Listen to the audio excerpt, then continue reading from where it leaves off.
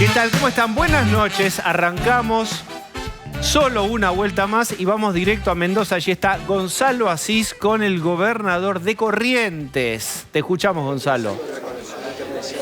¿Cómo estás, Diego? Buenas noches. Le agradecemos a Gustavo Valdés que se quedó esperándonos un ratito.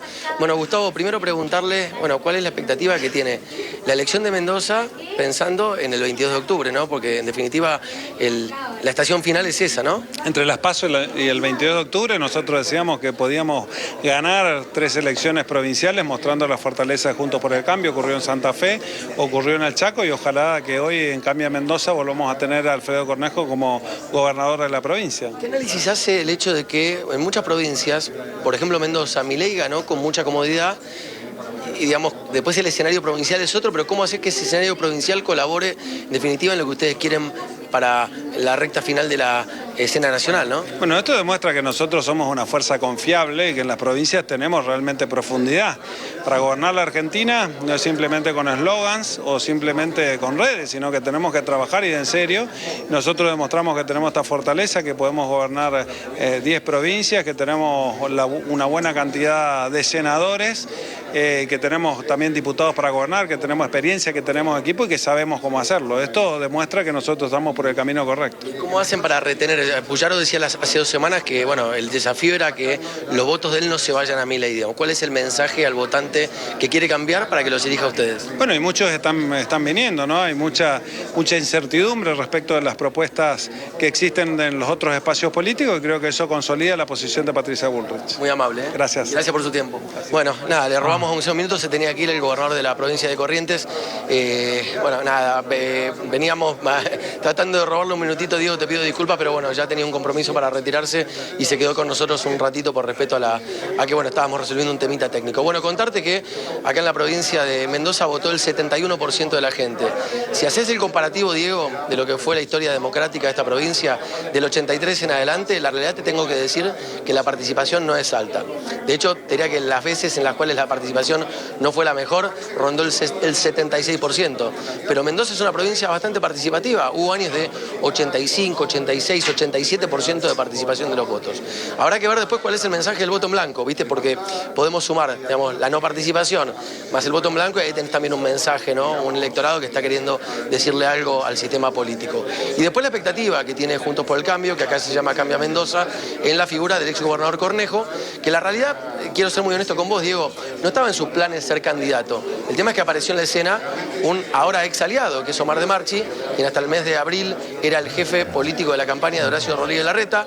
Larreta le pidió a De Marchi que si quería competir, que compita por adentro. De Marchi dijo, no, yo voy por afuera. Se rompió esa sociedad. Ahí, el radicalismo mendocino empezó a pensar que la escena no era quizás tan segura como tenían previsto que fuera, mejor dicho. Y Cornejo finalmente bajó a la provincia de Mendoza en calidad de candidato. Acordate que se nombraba muy fuerte a Cornejo como eventual candidato a vicepresidente de Patricia Bullrich. Con este armado llegamos hoy. Cornejo, del otro lado de Marchi, y un tercer lugar, si querés, un tercer candidato que es Omar Parisi. Ahora, te cierro con esto, Diego, y te paso para que hablemos de lo que a vos te parezca. Fíjate lo que es este fenómeno, que es internacional, con algunas excepciones como Estados Unidos, si querés, o Inglaterra, que es el fenómeno de las alianzas políticas, donde tenés gente de todo color. Vos, en Cambia Mendoza, en Unión por Mendoza, y en el Partido Peronista tenés gente de todos los partidos. De hecho, acá tenés, por ejemplo, peronistas, tenés radicales, tenés gente que viene, por ejemplo, de Libres del Sur.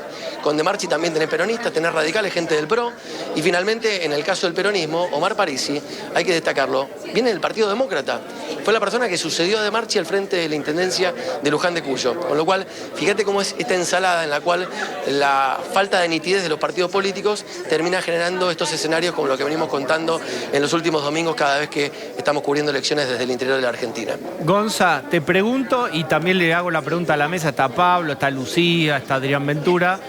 Es una ensalada, pero en un momento la ensalada tiene que tener un nombre para pedirla. Sí. Entonces yo lo que te pregunto es, parece que gana Cornejo, no sabemos, hay que ver, parece en los boca de urna adelantado o sobre De Marchi. Suponete en el escenario que ganara De Marchi, solo un juego de la imaginación.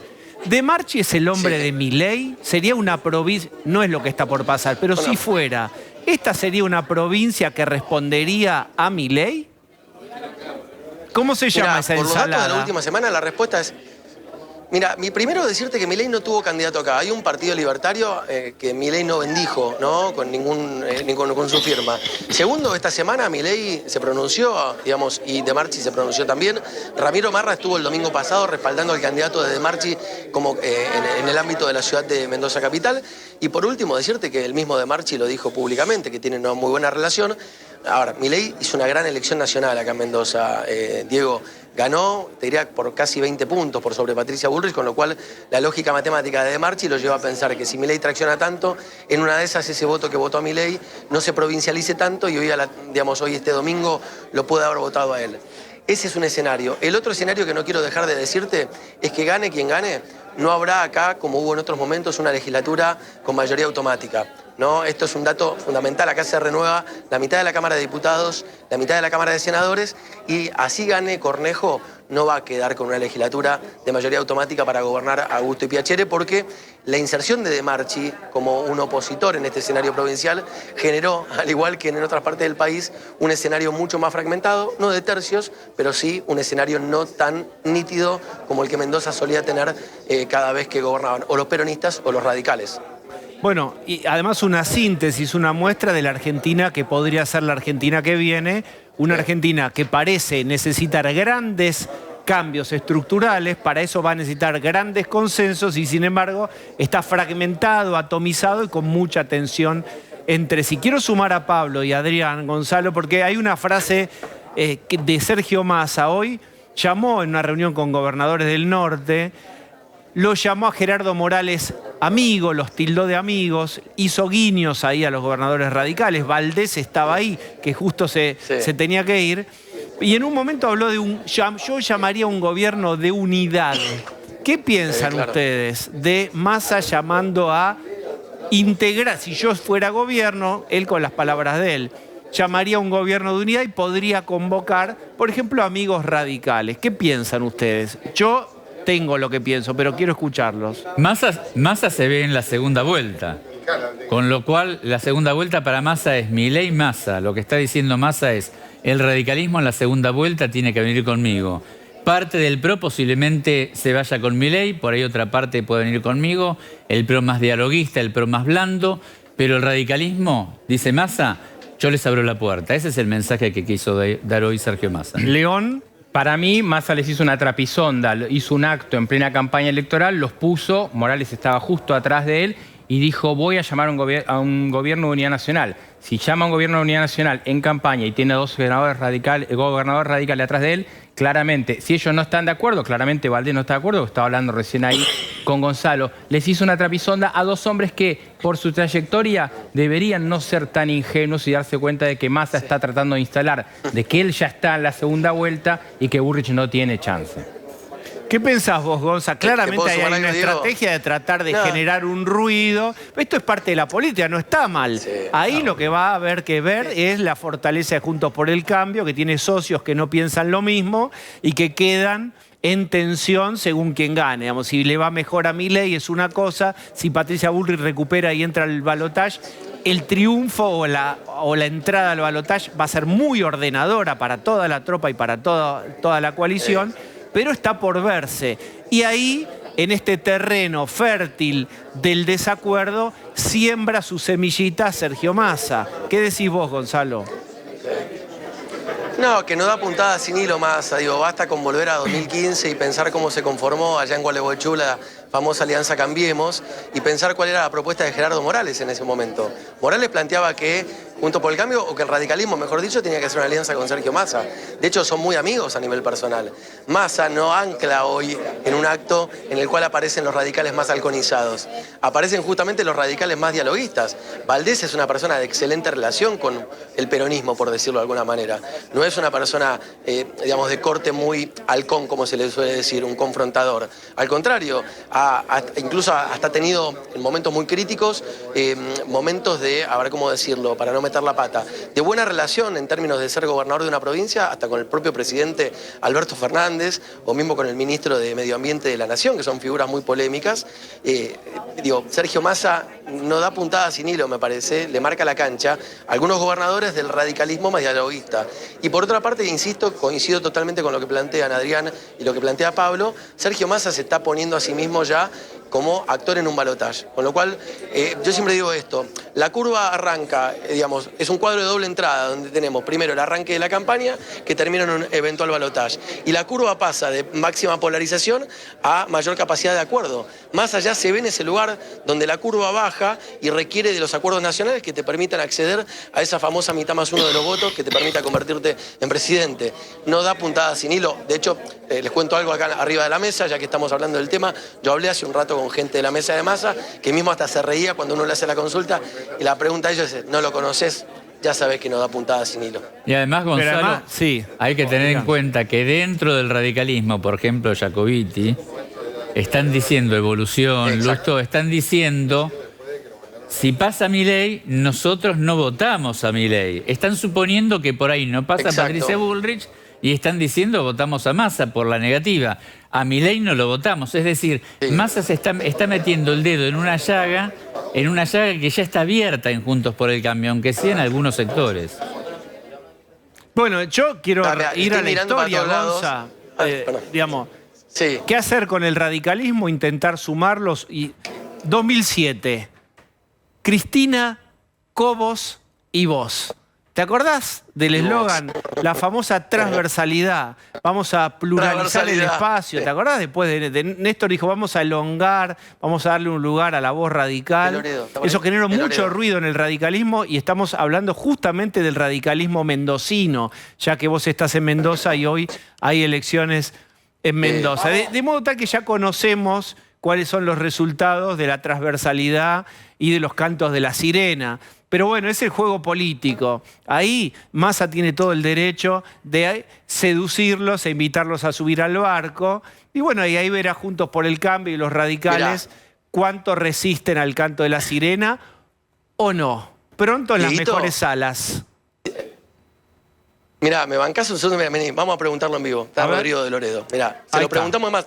Si tenemos un retorno, gatito, para ponerlo a Rodrigo. ¿Cómo estás, Rodrigo? Bien, Gonza, contento. Acá vamos a contagiarnos de algunos triunfos los cordobeses acá en Mendoza.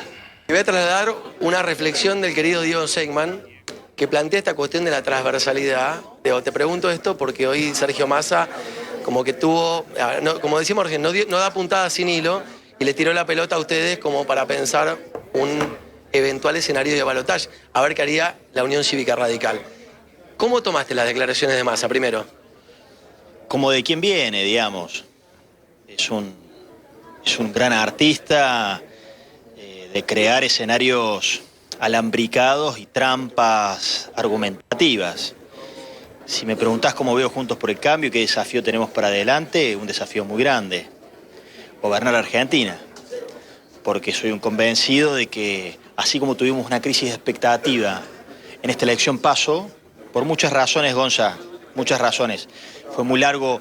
¿Te imaginas que a los 6 meses del gobierno de Alberto Fernández ya el gobierno estaba desmoronado? Entonces Juntos por el Cambio padeció que hace 2 años y medio nos están pidiendo resolución de temas sin tener nosotros el gobierno. Eso nos desgastó mucho.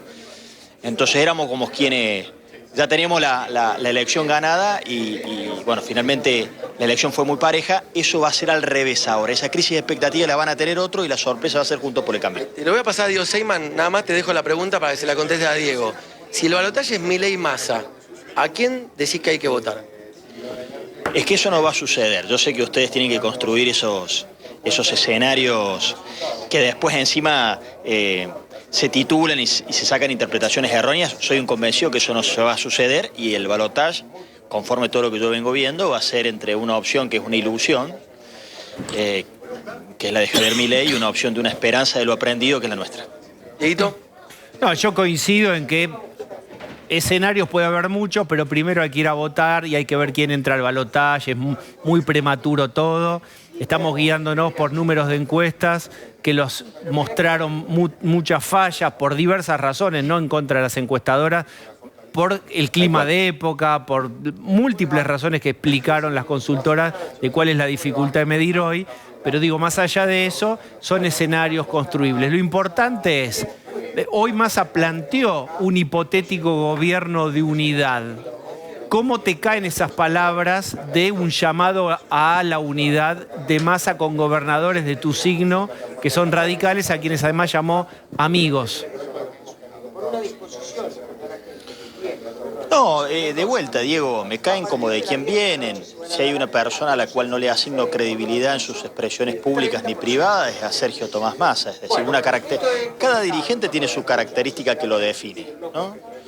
De Cristina Fernández de Kirchner vos podés decir varias cosas, pero no es justamente esta ambivalencia, es otra la descripción que podés hacer, ¿no? Fanatismo, extremidad, algunas incursiones un poco violentas para quienes estamos en las antípodas del pensamiento de Cristina Fernández de Kirchner, pero no es justamente esta ambivalencia de un dirigente como Sergio Massa, que ha estado en todos los mostradores diciendo y exhibiendo todos los discursos conforme los tiempos de época que correspondieran, digamos, ¿no?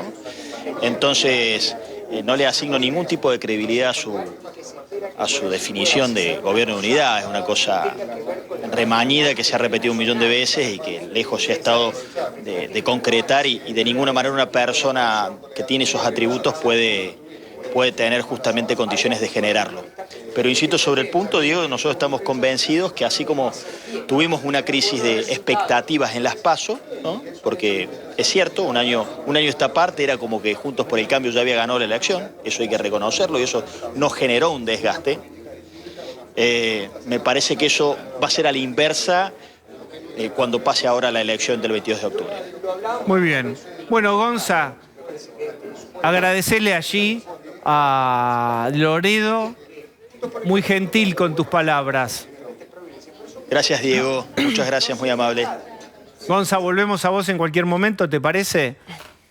Y vamos a ocuparnos de un tema del cual hubo un fallo hace pocos días en Estados Unidos y es la estatización de YPF. Hasta ahora hay 16.000 millones, casi 16.100 millones de dólares que hay que pagar a un fondo, que es el fondo que le inició juicio, ustedes saben toda esa trama, en la estatización de YPF. Está con nosotros Bernardo Saravia Frías, que fue procurador del Tesoro en el gobierno de Cambiemos, que plantearon una estrategia contra la justicia, o no contra la justicia, contra la demanda de los fondos en la justicia estadounidense. Bienvenido. Un gusto, gracias por la invitación. Bien, pero ¿cuál es la novedad? La novedad es que este fondo Woodford ya le está pidiendo al juzgado, dice, en 30 días es el tiempo ya acorde para empezar a embargarle cosas a la Argentina. Y digo cosas con esta vaguedad de la palabra cosa porque uno no entiende bien qué podría ser. Solo sabemos aquel embargo de la fragata Libertad en Ghana, ¿recuerdan? Después la vuelta fue recibida en Mar de Plata como si fuera la flota de Pearl Harbor y estaba, te la había llevado la grúa, digamos, por no. Pero digo, para meterle un poco de humor, ¿qué pueden embargar? ¿O esto ya es embargable? ¿Qué cosa? ¿O hay que ir a la Corte Suprema de Estados Unidos primero? Yo daría un paso atrás, a ver. Quizá una pequeña reflexión sobre este juicio, porque es icónico del mal desempeño o la mala gestión del Estado de los últimos 20 años. Es representativo este juicio de lo mal que se ha manejado el Estado todo este tiempo. Fíjense, lo que empezó mal, termina mal. Y termina con el peor escenario, que nadie imaginaba, ni siquiera el fondo Woodford, 16.000 millones de dólares. ¿Y esto por qué? Tiene claramente una explicación. Cuando uno toma una decisión de gobierno, hay que tener dos preguntas en mente. Una es el qué y la otra es el cómo. Hay cuestiones que son políticas no discutibles, desde luego se puede estatizar, se puede estar de acuerdo o no, pero es algo que se puede hacer. Ahora está el cómo. Y el cómo es tan importante como el qué, porque es lo que permite que esto ocurra o se lleve a la práctica, que se haga realidad. Y los últimos 20 años muestran decisiones que el cómo ha sido muy equivocado, errado, ha sido fruto de la ignorancia, ha sido fruto de la impericia y lleva a un lugar insólito, que son una sentencia de 16.000 millones de dólares. Yo quiero aprovechar tu presencia para ir a lo embargable. Hay una historia ahí, yo he leído alguna columna tuya en donde citas también la celebración del default en 2001, como grandes decisiones muy festejadas en su momento que terminan costando carísimo. Pero en lo concreto, ¿pueden embargarle cosas a Argentina, sedes diplomáticas? ¿Qué puede pasar en lo concreto? Acá en lo concreto se abre una disyuntiva, porque YPF quedó fuera de la sentencia. Si se apela, la posibilidad de que entre YPF se vuelve a abrir, y es algo que lógicamente Burford va a intentar. La Argentina evidentemente tiene que apelar porque estos 30 días le han puesto un plazo perentorio, una espada de Damocles. Es mucho más, porque hay que hacer una analogía con lo que ocurrió con la deuda del 2001. No es solamente lo que se puede embargar, es cómo puede entorpecer una política exterior argentina y sobre todo una política económica argentina. Uno queda como un paria, y eso es la verdad. Sobre todo en un país que necesita y va a necesitar el año que viene de financiamiento y de conexión y vínculo con el mundo. Ahora, preguntas muy concretas, de embargable y no embargable. La fragata Libertad no la puedes embargar, nave de guerra. El avión presidencial es nave de guerra, no lo puedes embargar. YPF, los flujos de dinero de YPF es una empresa privada, tampoco lo podés embargar, porque es una empresa privada. ¿Qué queda para embargar? Esa es la pregunta. No es tan taxativo, y acá hay que tomar en cuenta, lamentablemente, el historial argentino. No hay que olvidarse que esta jueza heredó todos los casos del juez que se llamaba Griesa.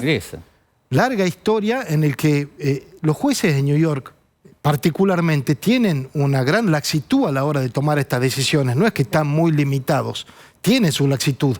Y ella conoce al dedillo todo el historial argentino y conoce los personajes. Si ustedes leen la sentencia, sobre todo la última, las 31 páginas, caen las cuentas que habla personalmente de algunos personajes y refiere específicamente al gobernador de la provincia de Buenos Aires con su comportamiento.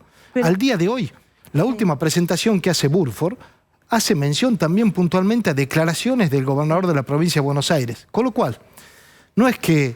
testigos privilegiados contra el Estado Nacional. Y exactamente, claro. Diría mucho más que testigos, casi que han actuado en contra. Es como si hubieran confesado. Sí. Como si hubieran confesado. Pero, confesión ahí, de parte, relevo de prueba. Y ahí si uno hace foco sobre el procurador del Tesoro, que es el representante de todos los abogados y es el representante en esta situación del Estado Nacional.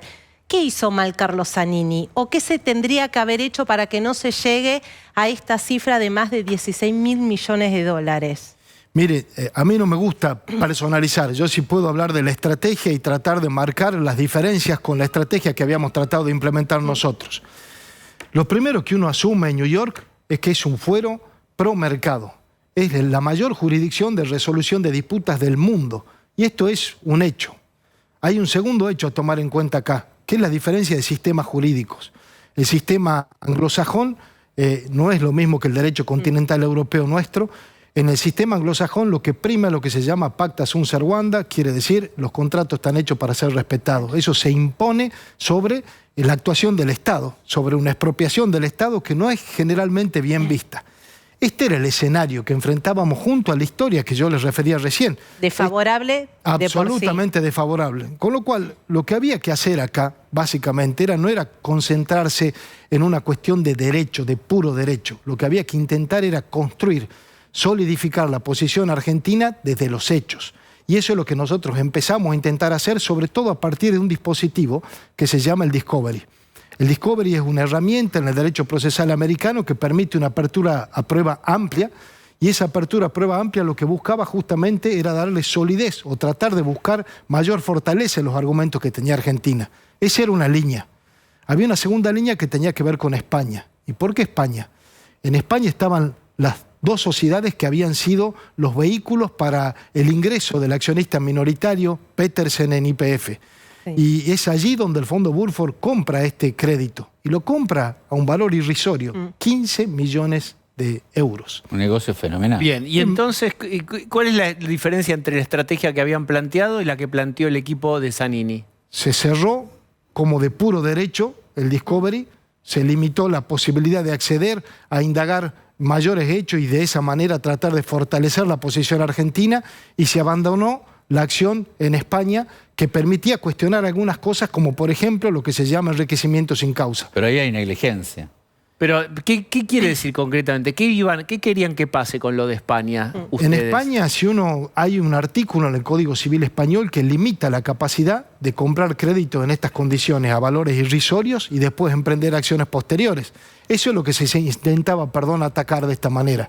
Uno intenta abrir planos en los procedimientos. Ustedes querían impugnar que la validez de que Petersen había vendido la venta el del juicio. crédito. Eso es lo que se intentaba impugnar. ¿Y cómo iban con esa línea? Bueno, estaba abierta, iba avanzando y esto es lo que se abandonó. Se abandonó eso, de un lado. Este gobierno abandonó esa línea que iba por ahí. Esa parte de la estrategia se abandonó y se decidió que el Discovery, este proceso de apertura a prueba, quede limitado a una cuestión de puro derecho. Y ahí para ponerlo en claro, si lograbas impugnar la venta, la demanda presentada por Buford estaba mal presentada. Se cae el juicio, atacás el origen del juicio. Y si tenés un Discovery amplio, evidentemente no solamente ganás tiempo, ganás la solidez o ganás solidez en tus argumentos. Siempre en un juicio, esto es algo fundamental, básico, que se debería enseñar a la facultad y lamentablemente estrategia judicial. Esto? ¿Cómo esto va a la Corte Suprema? ¿Tomaría la Corte Suprema de Estados Unidos este caso? ¿Está perdido? ¿Hay chances de darlo vuelta? Esto va a ser apelado en la Cámara. La Cámara ya tiene una visión bastante negativa. El historial evidentemente no nos ayuda. No nos ayuda las declaraciones plenas de politización que han ocurrido en los últimos días. Yo lo que rogaría en estos casos es que algunos dirigentes se llamen al silencio y no hablen más, porque están siendo, lo que marcaba acá el doctor, más que testigos privilegiados, casi que están actuando en contra de la estrategia del Estado. Mientras más hablan, peor. Ahora, doctor, ¿esto se termina definiendo en los tiempos en que está este gobierno o se va a terminar definiendo en tiempos de otro gobierno? Porque obviamente con otro gobierno habrá otra estrategia, como si se fuera junto con el cambio, la que está usted está trabajando con Bullrich, sí. O en el caso de Milei, bueno, vaya a saber quiénes lo encargarían adelante. Esto nosotros le venimos haciendo un seguimiento, desde luego, al caso, como a los 2.200.000 juicios que hay contra el Estado. No sé si ustedes sabían, es una cartera bastante amplia, donde desde luego con un equipo de más de 150 abogados estamos yendo, no diría caso por caso, en este supuesto por la importancia que tiene, desde luego que sí, pero hemos identificado universos y sobre esos universos que venimos trabajando para tratar de dar una solución. Decía al principio, intentaba remarcarlo, es un Estado mal gestionado. 2.200.000 juicios refleja eso, el caso YPF refleja eso. Lo que hay que hacer acá es que el Estado funcione bien, que la burocracia estatal y sobre todo los abogados funcionen bien. Una pregunta muy breve porque es una deuda oculta.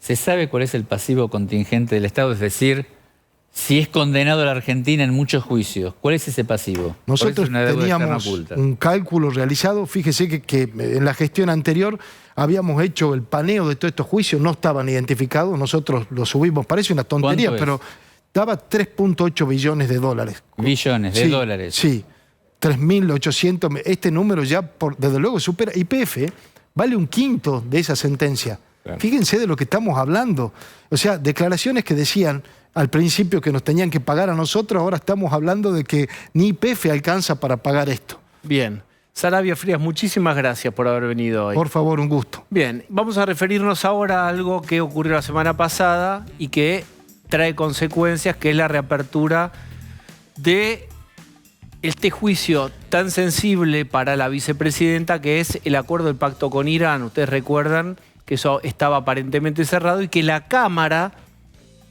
bueno, lo reabrió y abrió un juicio oral entonces. Recuerden ustedes lo que fue polémico ese tratado con Irán y cómo en el Congreso el oficialismo te decía en off, vamos a tener que votarlo, no sabemos bien, y muchos te decían lo tenemos que hacer porque así es la demanda de nuestro partido. Ni siquiera estaban convencidos. Acompáñenme, por favor.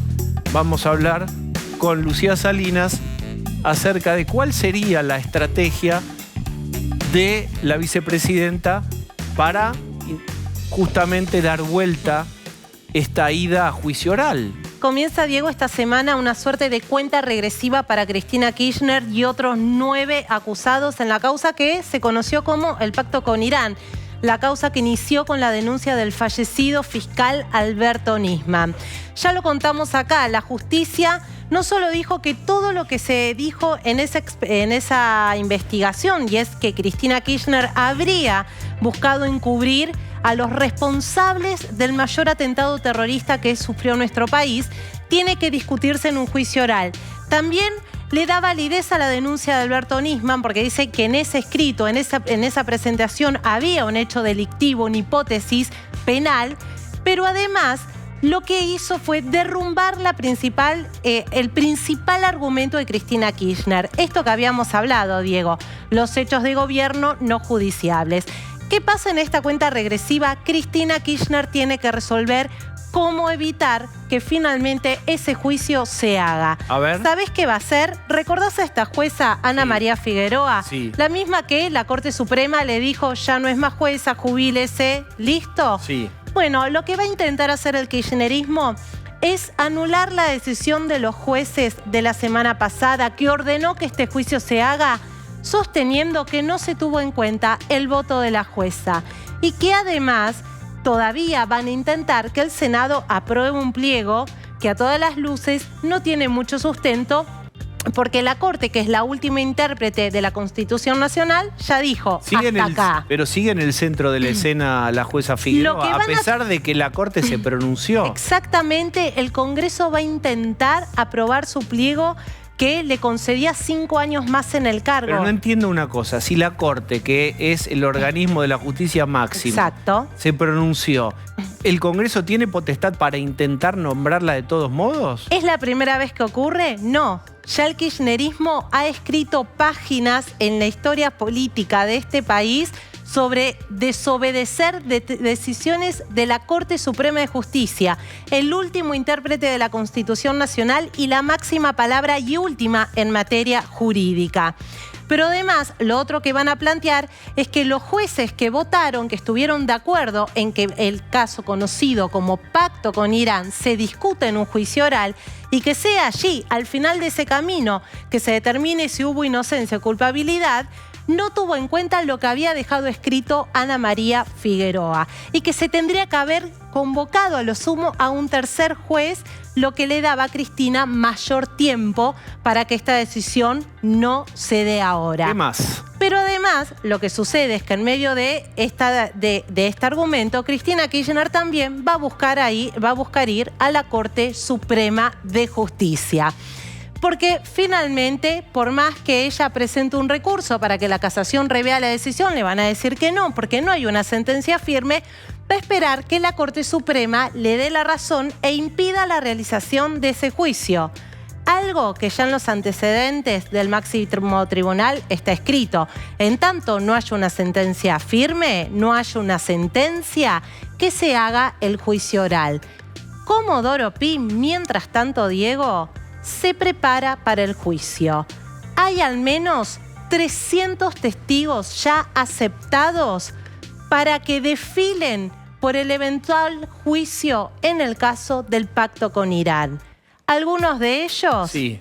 Miguel Ángel Pichetto, 2 jueces, Canicova Corral, Ariel Lijo, el ex titular de la CIDE, Jaime Estiuso, son algunos de los aceptados como testigos para este juicio. Bien. Y esta semana se va a conocer finalmente qué jueces van a llevar adelante el juicio contra Cristina Kirchner. Lucía, muchas gracias. Si ustedes me acompañan, vamos a charlar con la jueza Arroyo Salgado. ¿Cómo le va, doctora? ¿Qué tal? Buenas noches. Bueno, quisiera retomar lo que estaba mencionando Lucía, que es que esto, según la Cámara, va a juicio oral. ¿Qué piensa usted sobre esta reapertura? Sí, yo tomé conocimiento, como todo ciudadano, a través de los medios, que el doctor Barroeta Beña y Petrone habían resuelto que finalmente esta denuncia realizada por Alberto Nisman merece ser debatida en un juicio oral y público. A mí me parece que esta decisión es muy importante, fundamentalmente para las víctimas del atentado terrorista de la AMIA, ¿no? Para todos sus familiares también, para saber cuál es la verdad detrás de este pacto, de este memorándum de entendimiento con Irán. Muchos han sostenido que se trata de una decisión política no judicializable. En realidad, porque el argumento es lo votó el Congreso, es una instancia fundamental de la democracia. ¿Por qué van a judicial, llevar a juicio esto. Ese es el argumento. Claro, es un argumento que es atendible, pero lo que se debe evaluar y merece ser revisado de acuerdo a la denuncia penal interpuesta por Alberto Nisman en su momento, días previos a su muerte, es si este memorándum fue legítimamente adoptado, aprobado, si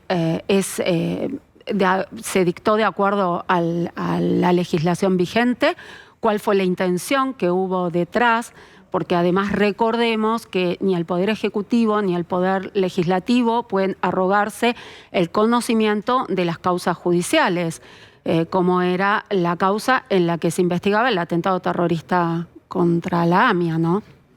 En su libro, sinceramente, en un momento Cristina hace una mención a esto y habla de algo así, palabras más o menos como de, en todo caso fue una ingenuidad geopolítica. ¿Qué piensa usted? Yo creo que ingenuidad es O un error geopolítico, estoy siendo impreciso, pero no está lejos de lo que yo le menciono. Y bueno, merece ser revisado entonces en un juicio oral como cualquier otra denuncia. Además, si ya llegó a la instancia de juicio oral es porque ha superado, digamos, la etapa de instrucción y de revisión de otros tribunales anteriores. Y recordemos que esta última revisión, porque el tribunal oral interviniente, cuyos jueces fueron apartados por los jueces de casación ahora, en una decisión inédita, porque es excepcional que ya en la instancia de debate se pueda dictar un sobreseimiento. Esto es cuando aparezcan nuevas pruebas a partir de las cuales resulte evidente que media una causal de extinción de la acción. Por ejemplo, si la persona que va a ser sometida a juicio falleció en ese interregno. Ahora, acá no hay nuevas pruebas, según lo sostuvieron los jueces Barroetavena y Petrone, no hay nuevas pruebas porque ese informe de Interpol ya era conocido en la etapa de instrucción y además también se plantea que la inmunidad de los secretarios de Interpol no obstaría a que ellos puedan declarar como testigos. Entonces, además, justamente lo que hay que verificar es si las alertas rojas se encontraban vigentes o no. Y recordemos que esta nueva revisión de casación llega gracias al planteo que hace el presidente de la DAIA, Jorge Knoblovitz, y dos familiares de víctimas, Luis Sichesky y Aberbuch, si mal no recuerdo, porque el fiscal ante la Cámara de Casación desistió de la posibilidad de que se revise esta decisión de sobreseimiento. Pasa el tiempo, van pasando los años, nos vamos alejando de aquel día en donde Nisman aparece muerto y un sector de la sociedad, yo creo que no es mayoritario, yo creo que ya es marcadamente minoritario, insiste en la idea del suicidio. ¿Qué va pensando usted a lo largo del paso del tiempo con esto?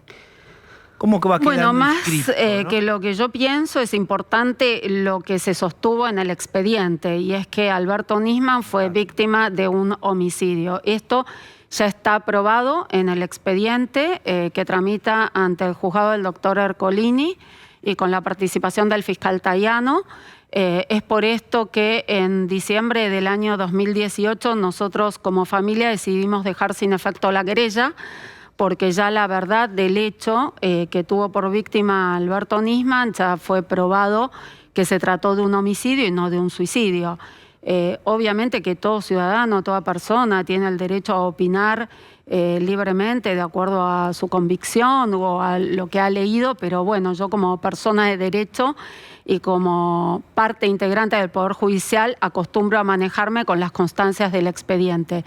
Y esto ya está probado.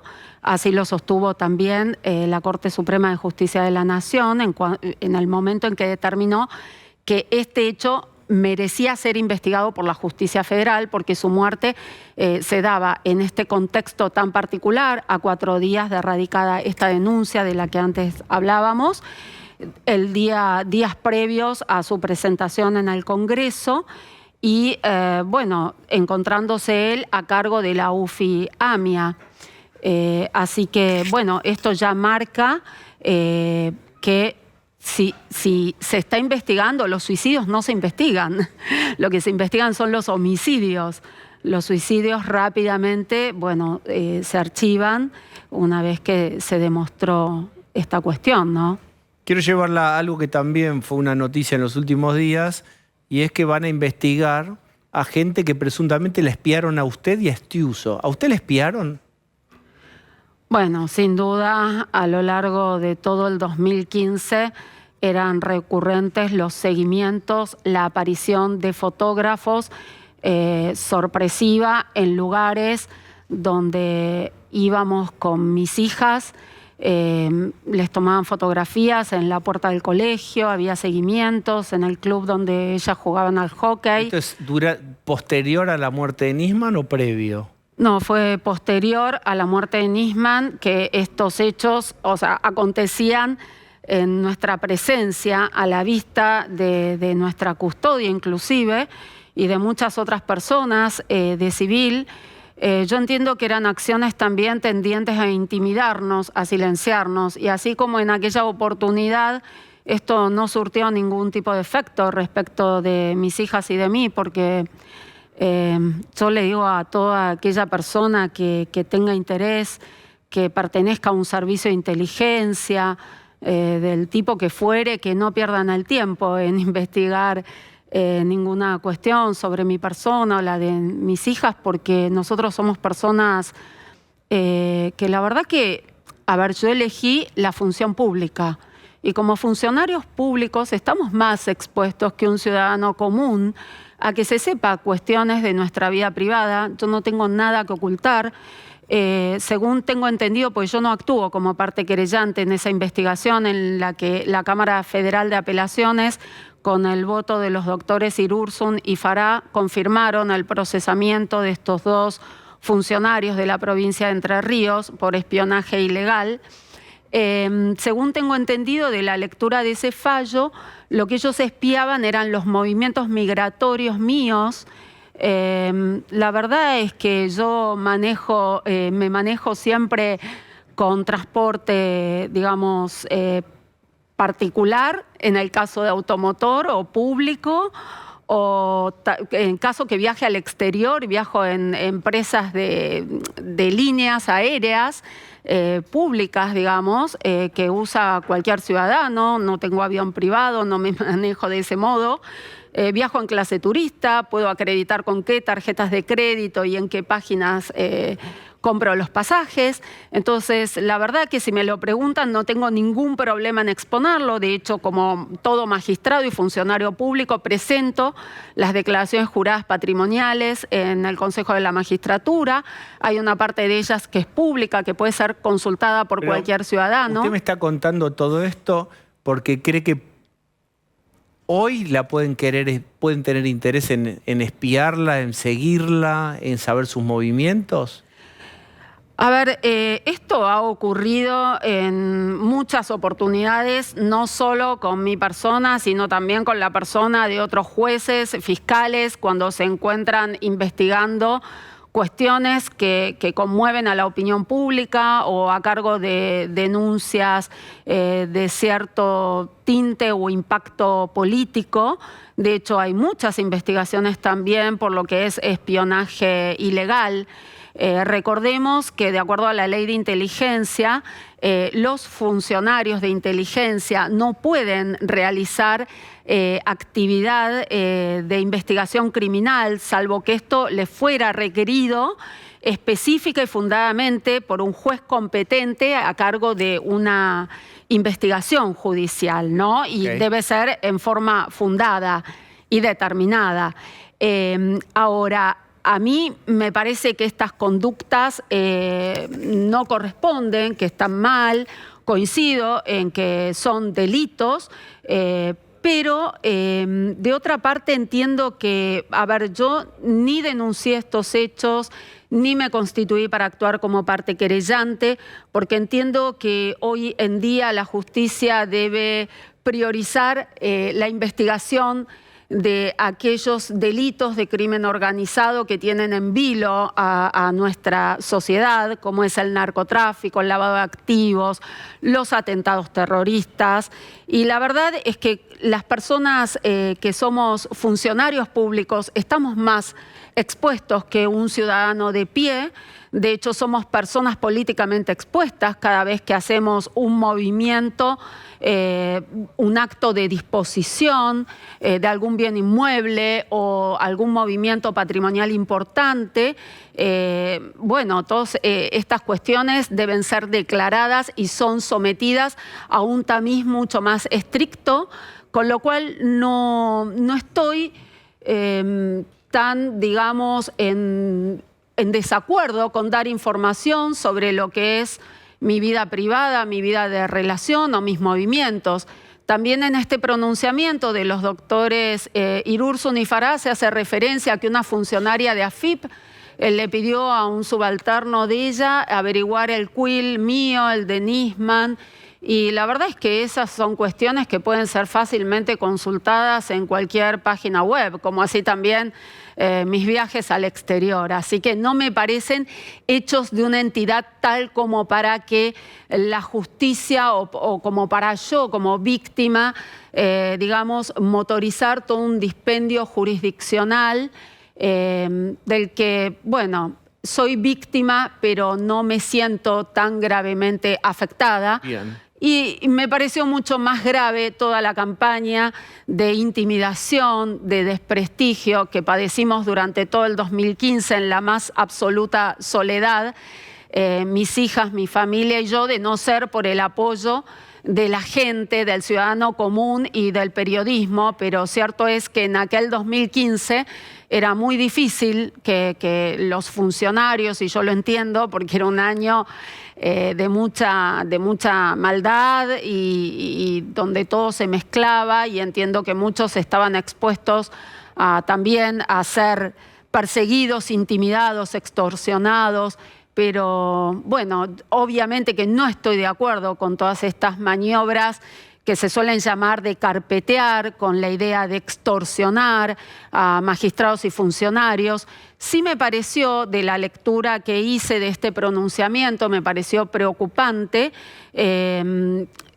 esta referencia que se hace a quien sí actúa como parte querellante, según tengo entendido, el ex funcionario de la CIDE, Estiuso, que al parecer han espiado también sus movimientos migratorios el día en que se conoce la muerte de Alberto Nisman, el 18 de enero de 2015, pero en un horario digamos, en horario de la tarde, cuando en realidad el conocimiento de la muerte de Nisman fue a la noche, ¿no? Entonces, lo que usted está insinuando es que ya sabían que ya estaban vigilando a Estiuso antes de que se supiera públicamente que había muerto Nisman. Exactamente, pero raro. Sí, de todas maneras también en la investigación de la muerte de Nisman hay un tráfico de llamadas y de comunicaciones de funcionarios del Servicio de Inteligencia que resulta inexplicable. Inexplicable porque fue durante todo el 18 de enero de 2015. También esto no recuerdo si lo he dicho públicamente, pero la verdad es que es algo que durante todo el 2015 me venía a la mente y también me causaba bastante como preocupación y sospechas. Por ejemplo, la tapa del diario de Página 12 de ese domingo 18 de enero de 2015, dado que fue la primera vez que yo vi una foto de Alberto Nisman con los ojos cerrados, su cabeza con la misma inclinación con la que aparece en las tomas fotográficas que se hicieron en el hallazgo en el baño del departamento en el que él vivía. Y el título de esa nota periodística que hice por la puerta de servicio, ¿no? Me parece como un mensaje cuasi mafioso, así lo viví yo cuando lo vi. La verdad que me llamó mucho la atención, porque ese matutino O sea, sale a primera hora del domingo y la verdad es que me alertó después de todo lo que nos pasó. Y la verdad es que durante el 2015 hemos sido víctimas no solo de seguimientos, de acciones intimidatorias tendientes a silenciarnos, sino también de expresiones extorsivas. Yo recibí con una secretaria, porque en ese momento no recibía a nadie a solas, a quien entonces era un abogado de la profesión, pero que se decía que era amigo de Alberto Nisman, que era el doctor Marcelo Rocchetti, que fue asesor del ex ministro de Seguridad de la provincia de Buenos Aires, Cristian Ritondo, y bueno, y me advirtió de que si yo sabía cuáles eran las costumbres de vida después de mi separación de Alberto Nisman, porque me advirtió que si yo seguía con esta actitud de impulsar la búsqueda de la verdad detrás de la muerte, él sabía que iban a aparecer cuestiones de la vida privada que nos iban a doler mucho. Yo no entendí de qué se trataba, pero le dije que bueno, que lo que tuviera que salir, que saliera, que nosotros lo único que buscábamos era la verdad, así que yo no iba a cesar en esa búsqueda. Y bueno, a las pocas semanas salieron esos afiches con esas... Toda la ciudad. Sí, que después me di cuenta también en el momento, es como que uno está tan impactado por lo que está viviendo, por lo que sufrían mis hijas, que no lo transmití, pero yo a esta altura me atrevo a sostener que esa foto era un fotomontaje, porque nunca, nunca Alberto Nisman, ni yo, ni todos los amigos y personas que lo conocían, lo habrán visto vestido con una remera y arriba una camisa leñadora. Él no solía, él o usaba camisa o usaba remera, pero no usaba, no, ese estilo no era el de él. Lucía Salinas. Doctora, después de todo esto que usted relataba y estos 8 años que ya transcurrieron, la justicia dijo al menos 2 cosas: que Alberto Nisman fue víctima de un homicidio y vinculó su denuncia de este caso del pacto con Irán con su muerte. ¿Cree que en algún momento se va a conocer a los responsables intelectuales del homicidio de Alberto Nisman? Porque hasta ahora lo que la justicia determinó fueron a quienes contribuyeron a que ese crimen se cometa. Bueno, efectivamente la justicia ya ha consolidado estas 2 cuestiones que usted refiere. Por eso yo desde un principio sostuve que esto era un magnicidio, que era un hecho por el cual para mí hubo un antes y un después en lo que es el ejercicio de la magistratura judicial. Sinceramente dudo que se llegue a despejar quiénes son los responsables detrás de este lamentable suceso.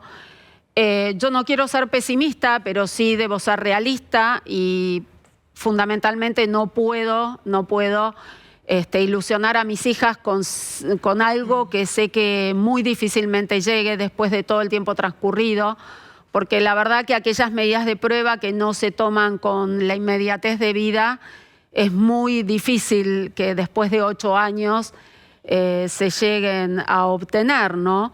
Es por eso que en un principio sí traté, desde el conocimiento que yo tenía, porque recordemos que yo estaba separada de Alberto Nisman desde el mes de octubre del año 2011, entonces había muchas cosas de su vida personal y profesional que desconocía, pero traté de poner a disposición de quienes se encontraban a cargo de la investigación en ese momento todo mi conocimiento, todos los elementos que podían contribuir a la búsqueda de la verdad. Sin mucho éxito.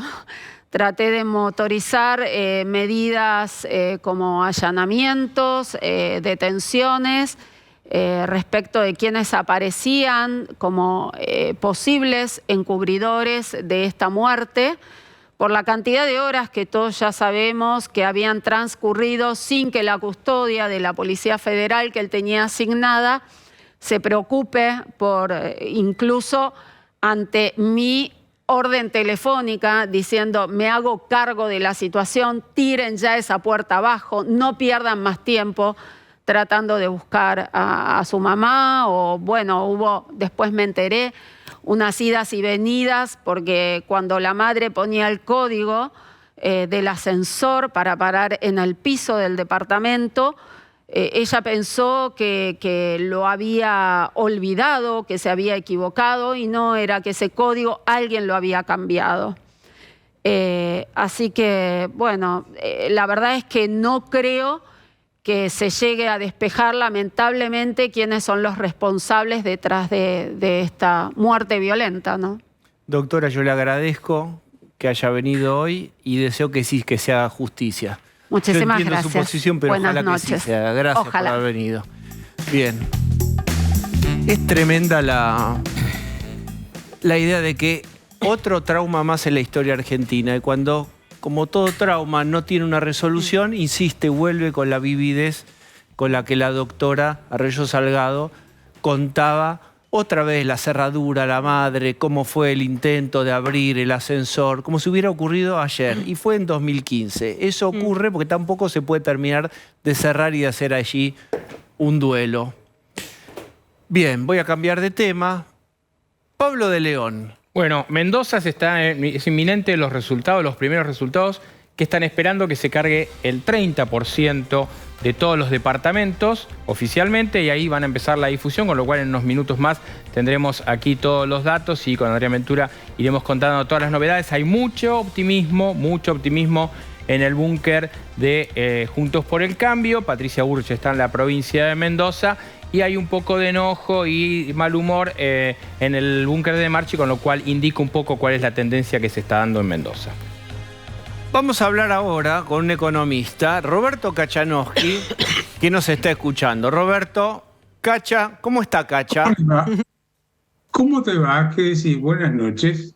¿Cómo Muy bien. andan? Bien.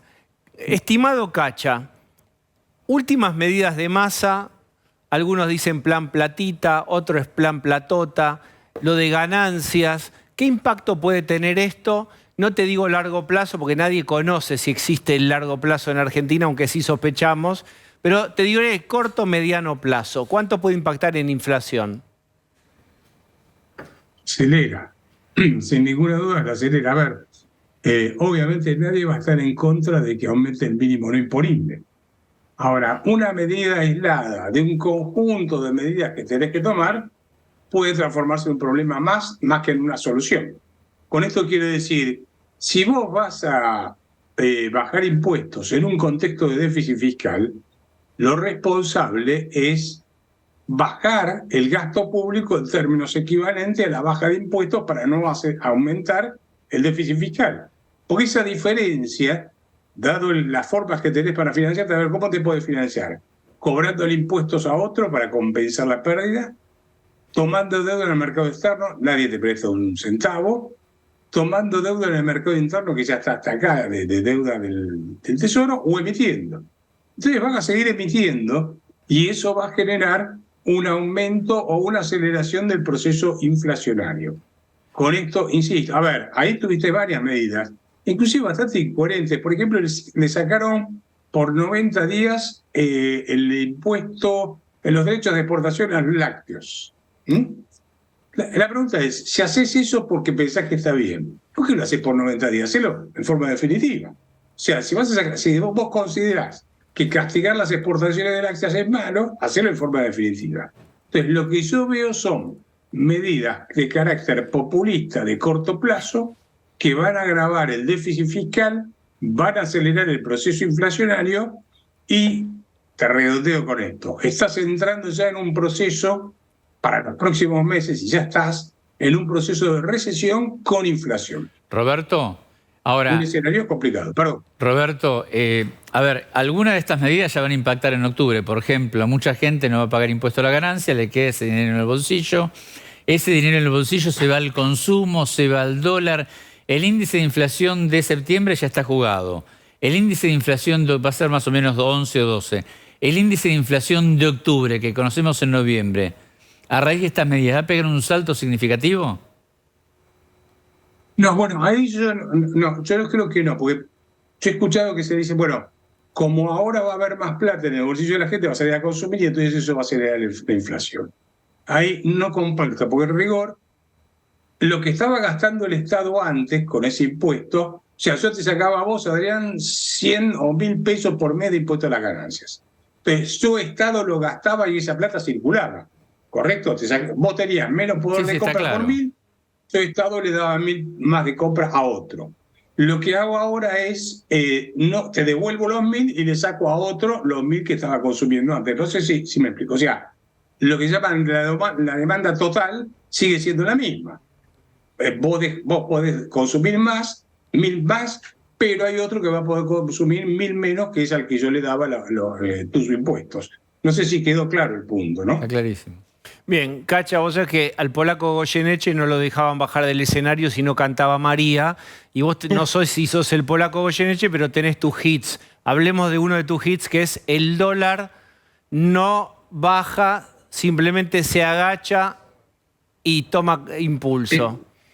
¿Cómo puede reaccionar el dólar? Nunca, ya la brújula la hemos perdido. Es caro, es barato, sí. Siempre, por supuesto, contra nuestros ingresos es caro. Pero ¿cuál es tu mirada? Mira, pensá el dólar como una mercadería como cualquier otra. Como las latas de atún, creo que no está Bazán, ¿no? Que las que acumula Bazán. O sea, cualquier otra. El dólar es una mercadería como cualquier otra.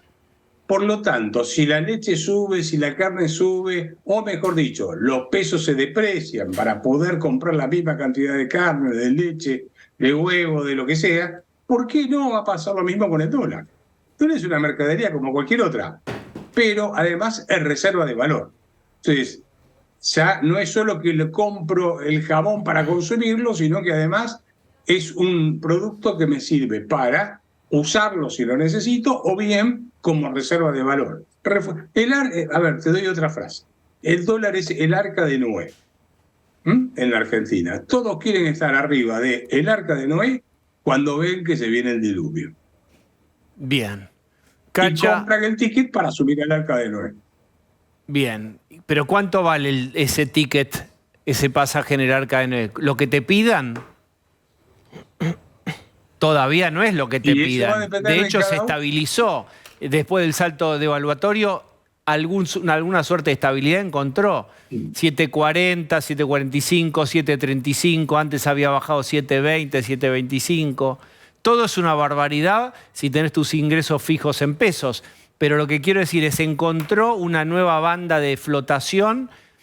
Nada, te estoy pidiendo que hagas futurología, en realidad me doy cuenta. No, sí, a ver, te recuerdo que una vez dijiste, bueno, pero vas a llegar a 1000 y casi llega a 1000 en esa oportunidad. ¿Te acuerdas? O sea, acá no hay techo para este tipo de cosas, porque en realidad no es que el dólar no tiene techo.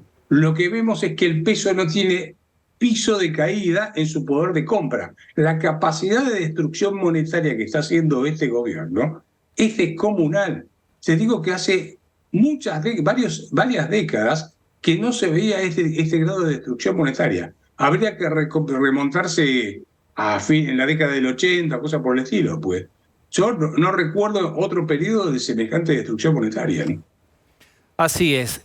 Cacha, ha sido muy amable en charlar con nosotros hoy. Muchísimas gracias. Gracias, les mando un saludo. Gracias, Mendoza, se juega una provincia importante. Hoy van apareciendo números. Ahí tienen ustedes. Pablo de León, ¿qué ves allí? Bueno, ahí estamos viendo primero a Alfredo Cornejo, luego a Omar de Marchi, después está el peronismo, que por los datos previos va camino a ser una elección de las más complicadas en términos de su historia.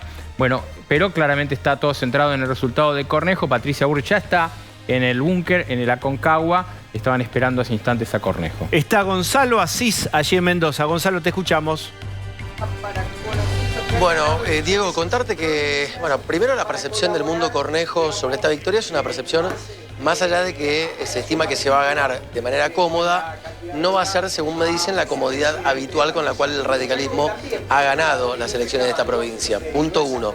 Punto 2, Diego, contarte que no solamente se está votando aquí el tema del gobernador, sino que también se renueva tanto la mitad de la Cámara de Diputados como la mitad de la Cámara de Senadores. Vos sabés que como indica el marco jurídico electoral de la República Argentina, no alcanza solamente con tener el Poder Ejecutivo. Hay cosas que pasan por el Parlamento local y por eso es muy importante saber cómo va a terminar esta votación ahí. Lo que me cuentan en este comando de campaña aquí de Alfredo Cornejo es que lo que es una costumbre habitual para los radicales en Mendoza, que es que contar con el aval, casi te diría, de mayoría automática en ambas cámaras parlamentarias, dejará de ser una realidad. Al menos es la sensación que tienen. Y en tercer lugar, me parece muy interesante destacar algo. ¿Qué va a pasar con el voto de Juntos por el Cambio con relación a lo que puede pasar aquí el próximo 22 de octubre, ¿no? Retomar un poco la charla que teníamos hace un rato sobre cuál fue la performance de Milei, ¿no? Milei ganó muy cómodamente en Mendoza. Diego, le sacó 20 puntos a Juntos por el Cambio. Es mucho. No es que ganó por 5, 6, no sé, por 8, por 9. Ganó por 20 puntos. ¿Qué va a pasar con eso? ¿Cómo hacer para que los votos de Cornejo y los votos quizás algunos de Marchi más vinculados al PRO se trasladen de alguna manera a la figura de Patricia Bullrich? ¿Qué es lo que se pudo percibir acá en todas las notas que hicimos? Es que claramente el equipo de Bullrich, estuvo acá Laura Alonso, estuvo acá Luis Petri, estuvo también Arabia, estuvo José Luis Espert, todos tienen hoy como, la conducta comunicacional de establecer el marco confrontativo, ya no tanto con el kirchnerismo, sino con Milei. Gonzalo, es decir, mira, ir a competirle a Milei el lugar del balotaje. Sí, Diego. Ahora vuelvo a vos con ese tema, pero mira, aparecieron los primeros números. Casi 40% escrutado tenés a Cornejo con casi el 40%, 39,86. ¿Quién sigue, Adrián? Sigue Omar de Marchi con 29. Se están confirmando las mesas testigos que tenía Juntos por el Cambio, una diferencia de 10 puntos. Bien, Pablo. Sí, más o menos está en eso lo que estaba previsto en los dos búnkers, más allá que estaban molestos la gente de Marchi porque se difundían algunos medios de la provincia, como contaba antes Gonzalo, estos números previos. Aparentemente, decíamos, tiene que estar el 30% cargado, aquí lo acabas de contar vos, está más o menos la distancia entre el 9 y 10%, que sería lo que cree la gente de Cornejo, la gente de Bullrich, que será el resultado final. Y Parisi, el peronista, conserva sus votos. Había sacado un poquito más del 15% en las PASO y ahora está sacando 15,56%. Está conservando el caudal electoral. Este número, si se conservará, no sabemos, van 40% contados. Si se conservará, ¿es el número esperado por Cornejo, Gonzalo? Sí, es el número esperado porque la vez pasada fue apenas por arriba del 40%, con lo cual estaría reteniendo los votos que obtuvieron tanto él como Luis Petri en la elección primaria. Acá el que estaría capitalizando una buena elección en términos de adoptar votos de otros sectores es Omar de Marchi, ¿no? Esto también puede obedecer un poco al factor Milei, y quiero decirte esto, Diego, la última semana ha sido clave para el sello de esta alianza de facto, ¿no? Pues no es que hubo una alianza formal, pero sí es cierto que de Marchi se encargó públicamente de manifestar su apego a la propuesta del candidato libertario. Gonzalo, para ponerle número... Estaba repasando algunas... Para ponerle número a lo que vos decís, de Marchi había sacado 20 puntos y ahora está en 29, por eso decís que creció. Sí. ¿Y cómo Mirá, es? estaba repasando un poco. ¿Saben cuál? Hubo... Sí. No, Sí, adelante vos primero, dale. No, te quería contar, hubo dos elecciones paradigmáticas en las cuales Mendoza tuvo una brecha, digamos, clara para definir quién ganaba y quién perdía. Fue la del 91, que terminó 50-30 a favor del PJ, y la del 2019, cuando ganó Rodolfo Suárez, que terminó 51-30 en favor de la Unión Cívica Radical.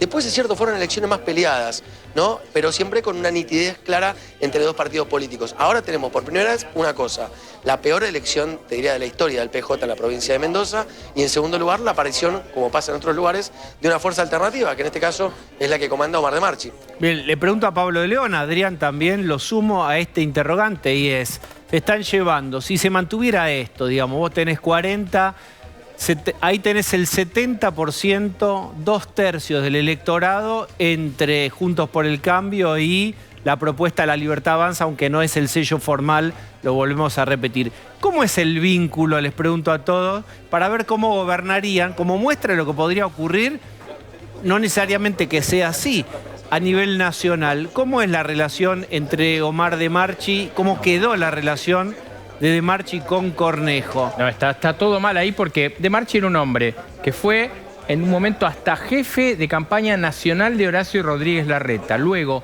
se va de ahí para lanzarse él como candidato a gobernador, enojado con Cornejo, y arma esta historia que, como bien describían Gonzalo y Adrián, él se sube al carro de Milei sin ser un candidato de La Libertad Avanza y pelea lo provincial. Igual me parece que a mí deberíamos empezar a enfocar el resultado nacional. En un rato, si esto se confirma, allá Gonzalo va a tener la foto de Cornejo con Patricia Bullrich a su lado y todo el esquema del radicalismo. Y un dato importante, Luis Petri, el compañero de fórmula de Patricia Bullrich, es mendocino. Entonces necesitaba Patricia Bullrich, al margen de sumar un gobernador más para el esquema de Juntos por el Cambio, mostrar que su candidato, su compañero de fórmula, que estuvo debatiendo hace pocos días acá en la Dos Voces, tiene para mostrarse como victorioso en su provincia.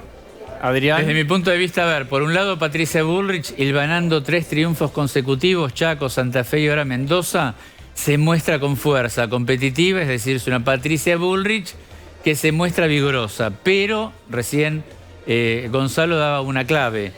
En Las PASO había sacado 20 puntos Omar de Marchi, ahora 29, son 9 puntos que posiblemente de Marchi consiguió en el electorado que es propio de Milei, es decir, Milei en la provincia está teniendo fuerza también. Gonzalo, ¿qué pensás vos? ¿Cómo sería una convivencia? Y quiero insistir en esto, vamos 41,5 de escrutado, falta mucho, puede variar, pero vamos a imaginar un escenario de estas características. ¿Cómo imaginás vos en esa proporción repartido los votos, esa convivencia política? Mira, primero suscribir la palabra de Pablo de León. Yo creo que la relación de Marchi con Cornejo está ultra lesionada. Me parece que se han pasado límites, viste, de esos, Diego, bueno, vos lo sabés, sos psicólogo. De hecho, hay cosas que tienen vuelta atrás y cosas que en la vida no tienen vuelta atrás. Se han pasado muchos límites en esta campaña con un nivel de agresividad muy fuerte. En segundo lugar, bien como marcaba Pablo, acá también quedó muy evidente lo que fue la crisis nacional del liderazgo de Juntos por el Cambio, con un de Marchi que ha sido, como decía recién Pablo, el jefe político de la campaña de Larreta. En tercer lugar, yo quiero compartir con ustedes un dato que para mí es relevante en esta elección. No votó el 30% del electorado en Mendoza. Repaso nada más rápidamente cuánto fue el ausentismo, digamos, o el presentismo de las últimas elecciones. Miren, 2011 votó el 81,4% de la población. En 2015 votó el 79,41%. En 2019 votó el 79,07%. Ahora votó el 70%. ¿Qué va a pasar con esos 30 puntos de gente que no vinieron a votar? Sí. No, es tremendo. Le pedimos por favor al colega que se corra. Gracias. No, digo esto. A ver, hay 30 puntos de gente, Diego, que no vinieron a votar. Digo, me pregunto, ¿qué pasa con esos votos en la votación nacional? En una provincia donde Milei hizo una elección paradigmática. Repito, le sacó 20 puntos a Juntos por el Cambio. 20, no es que le sacó 5 o 6. 20 le sacó. ¿Qué pasa con estos 30 puntos de gente que no están queriendo votar en la PASO, en la cual Milei no tiene candidato formal? Bueno, ahí también hay una pregunta. Después queda la pregunta, que también la tiro arriba de la mesa. ¿Cómo va a ser el radicalismo para gobernar? Acostumbrado siempre a hacerlo con mayoría automática en las 2 cámaras parlamentarias de la provincia de Mendoza, ya sin esa herramienta fundamental. Porque ahora aparece el factor de Marchi, que el factor de Marchi le divide la legislatura en 3. Así que bueno, hay cosas que todavía me parece hay que zanjar en esta elección que no se ven muy claras en términos de qué va a pasar de acá en adelante y cuánto puede capitalizar, sobre todo Patricia Bullrich, de este electorado que acompaña en este caso a la propuesta de Alfredo Cornejo. Gonzalo, muchísimas gracias. Volvemos a vos en un ratito. Si ustedes me acompañan, voy a recibir un invitado con el cual hemos dialogado en este programa, pero siempre vía Zoom, porque él desde Italia, desde Bolonia y nosotros aquí, la diferencia horaria, el Loris Sanata original, en vivo. Yo lo estoy conociendo por primera vez así en persona. Ahora, Loris, ¿cómo estás?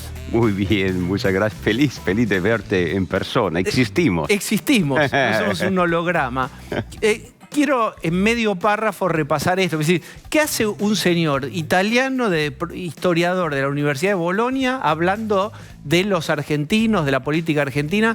Recordarles a todos que vos sos historiador y que en determinado momento de tu carrera decidís estudiar el peronismo. Y ahí algo encontrás. Repásalo.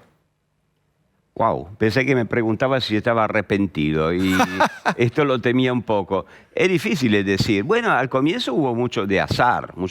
En la vida existe el azar, ¿no? Nadie planifica lo que le pasa.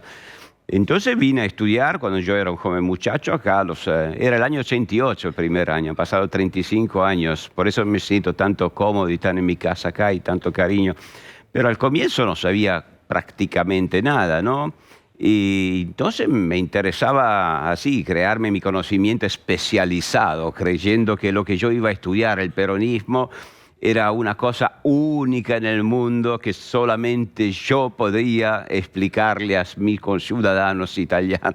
Ahora tengo mi edad, como se nota, y hoy lo veo de forma diferente. Hoy Argentina y el peronismo y todos los fenómenos populistas, la relación entre política y la iglesia, me interesan no tanto por Argentina en sí mismo, sino porque Argentina es un laboratorio, como muchos otros en el mundo, para entender problemas más generales, que no son solamente de Argentina, que son de todos. Hoy Argentina me sirve para entender mi país también. Bien, ¿y esto como laboratorio, qué te está mostrando esta actualidad argentina? Estas PASO, por ejemplo. Bueno, hay diferentes... Me limito a dos cosas, dos observaciones. La primera que me parecen señalar, ahora siempre hay que ser siempre prudente con los cambios de ciclos históricos, porque no tenemos el diario del lunes, por supuesto, pero me parecen revelar un cambio de ciclo, pero diría casi también un cambio cultural. Sin duda expresan un agotamiento no solamente político, casi diría moral y psicológico, ¿no? De un largo ciclo nacional popular, de los muchos que tuvo Argentina, y el último ha sido el kirchnerismo. Un relato estatista, proteccionista, nacionalista, autárquico, bueno, y el crecimiento de una demanda tal vez un poco imprecisa, todavía vaga, de un cambio que va en la dirección de una sociedad más abierta, de una economía más abierta, de una mayor racionalidad en la política, de una mayor cultura del trabajo. Esto en sí mismo, a mí, por mi sensibilidad, me parece un cambio nuevo. Después observo otra cosa que no me parece que a mí no me gusta. O sea, veo que acá todos los cambios terminan yéndose por un camino no legal racional, diría un viejo sociólogo como Max Weber, o sea, la primacía de la ley, de la Constitución, del cambio debatido entre los actores políticos y sociales, no, que toma muchas veces, y esta vez también, una tendencia de tipo místico-religiosa. ¿Te referís a qué? ¿A la libertad avanza? Y sí, lamentablemente sí. Yo lo miraba desde lejos y por lo tanto no tenía un gran conocimiento. Y estaba curioso también, pues muchos admirados amigos apoyan este movimiento con todo el respeto. Yo respeto a todos, no quiero hablar, pero y además me encantan. Cuando escucho hablar de la Escuela Austríaca de Economía, yo la he estudiado, simpatizo, pero no la trato como la Biblia, ¿no? No la voy citando como si fueran los versículos de Mateo o de Juan, no sé. Y ahora que estoy aquí, lo veo más de cerca, no lo niego, un poco decepcionado, porque veo una mística de tipo religioso. A veces pienso que, vos sabés que, Diego, que los turistas cuando llegan acá van a la Boca, ¿no? Una de las primeras cosas que hacen. Y cuando van a la Boca encuentran todos los mitos de la Argentina populista, místico-religiosa que aman. Está Eva Perón, está sentada al lado de Che Guevara, después aparece Maradona. La última vez vi que le habían sentado al Papa Bergoglio, al Papa Francisco también. Bueno, en 20 años yo le vería muy bien ahí al lado también a Javier Milei. Lo vi en un acto el otro día que terminaba su intervención en un clima de plebiscitarismo que no sé, por mi sensibilidad liberal, yo no soy nadie para dar licencia de liberales a nadie, así que si uno se dice liberal, es liberal. Tal vez yo no sea liberal, no sé, tampoco me importa. Los liberales no son una parroquia, no son iglesias, no deberían ser. Pero cuando veo este culto a la personalidad, el genio, el profeta, los aplausos, y termina con libertad, carajo, yo siento en las espaldas, me recuerda el Patria y Muerte de Fidel Castro. Me parece una forma de dirigirse no a ciudadanos, sino a un pueblo. Y bueno, no debería ser esto el mensaje. El señor von Hayek, que repito, admiro, no lo tomaría como la Biblia, pero admiro profundamente. Era un gentleman austríaco. No me lo imagino con la motosierra yendo. La verdad, es todo tan absurdo. Aquí todo toma este coté exotérico y no sé si puede funcionar. El liberalismo no lo veo así. Yo quiero el pueblo de la Constitución, no el pueblo de Dios, un pueblo mítico que camina hacia la tierra prometida. Pero repito, esta es mi sensibilidad.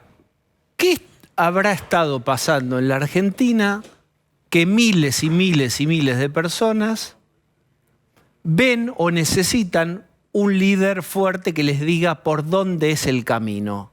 Un nuevo síganme con esta beta religiosa que vos mencionás.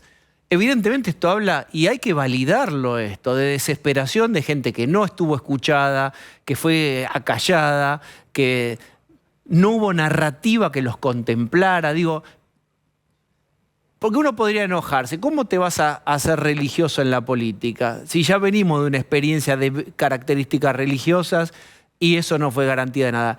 Ahora, también hay que validar que algo estuvo pasando. ¿Qué crees que pudo haber estado ocurriendo ahí? Que hay una necesidad, sobre todo de pibes muy jóvenes, de creer en una figura, en el culto a la personalidad. Y la verdad es que Javier Milei lo ha sabido hacer bien eso. Totalmente. En eso, absolutamente, en este tipo de actuación, genial. Genial, y además le sacó todo el espacio al centro político que hoy veo que está en enorme dificultad, comprensiblemente. Bueno, ¿qué ha pasado? En realidad no es una cosa de hoy, una cosa que viene desde muy lejos, ¿no? La historia argentina, desde que terminó la época liberal, muchas veces idealizada, también más allá de su mérito, pero que sin duda, ¿no?, intentaba crear un sistema republicano basado sobre creencias seculares, pero a partir de ese momento ha sido toda una alternancia o un péndulo de visiones mesiánicas del mundo.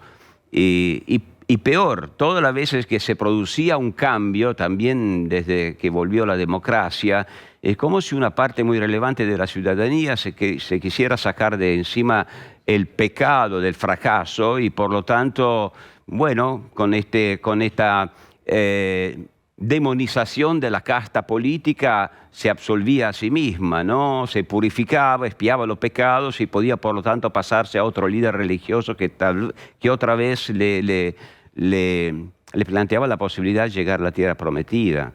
Ahora, en el caso de Milei, si le hacen caso, a mí me llama mucho la atención, mucho, mucho, por eso estoy tan sorprendido. Por ejemplo, Milei ataca al Papa, ¿no? Está bien, yo la verdad que lo hice mucho tiempo antes.